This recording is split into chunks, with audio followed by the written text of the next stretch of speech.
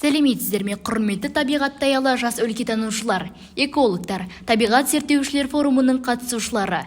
Мен Жарылқасын Ақерке Бейбітқызы, Жамбыл облысы Жамбыл ауданы Антон Макаренко атындағы орта мектебінің 5-ші сынып білім алушысымын. Жасыл ел номинациясы бойынша өз жұмысымды таныстырмақшымын.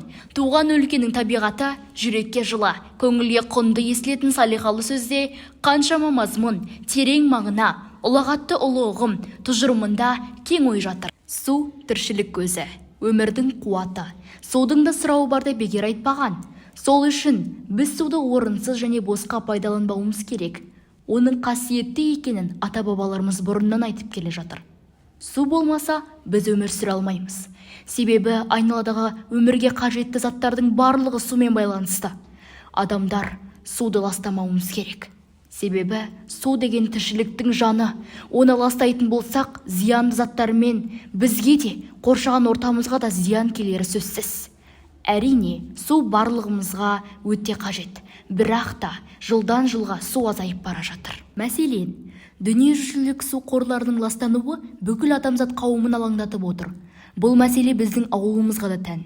Судың ластануы көп түрлі әрі ең соңында су экожүйесін бүлдірумен аяқталады. Осы мәселе аясында өз жобамды сіздерге ұсынамын. Түрксіб ауылындағы ағып жатқан канал осы Түйте каналының бір тармағы. Ең бірінші Түйте каналының аталу себебін зерттедім.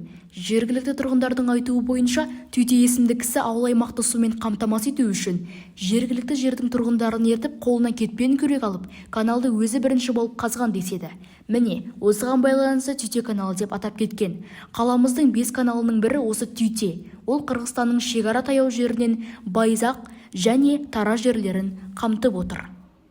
Қазіргі таңда Түйте каналы табиғи сыртқы күштер арқылы суы ластануда.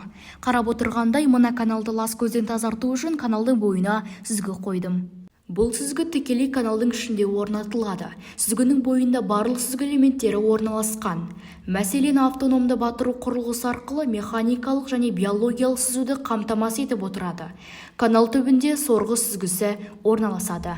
Бұл сорғының қызметі канал бойымен ағып келген қалдық заттарды, полиэтилен пакеттерді, шыны бөтелкелерді және тағы да басқа ірі көлемдегі қоқыстарды бір бөлікке жинайды. Оны ары қарай қоқыс өңдейтін зауытқа жеткізіп, күл қоқысқа екінші өмір сыйлайды. Ал каналдың сыртында орналасқан сүзгілер лас суды кетіру және таза суды тоғанға қайтару үшін пайдаланылады. Су экожүйесі қалпына келіп, суда тіршілік ететін тірі организмдер, балықтар, балдырлар өз тіршілігін жалғастырып жақсартады. Ауыл тұрғындарының басты кәсібі егіншілік болғандықтан су тапшылығының мәселесі реттелер еді. Бұндай сүзгілер барлық ауылдарға қажет деп ойлаймын. Себебі барлық ауылдар ауыл шаруашылықпен, егіншілікпен айналысып отырғандықтан, оларға алқаптарды суару үшін судың тазалығы мен молдығы маңызды. Бұл сүзгі арқылы осы мәселенің шешімін таба аламыз. Сөзімді қорыта келе айтарым, жанға шипа, көңілге медеу табар каналымызды тазарту, экологияны басымдылыққа ала отырып, заң аясында қоқыстан болатын залалды арығымыздан шектету. Бірақ та бұл көрініске қарап қалмай, жиі тұрғындармен, достарыммен волонтерлік қызметке де шақырамын. Салауатты өмір салтын ұстанып, табиғатымызды аялайық.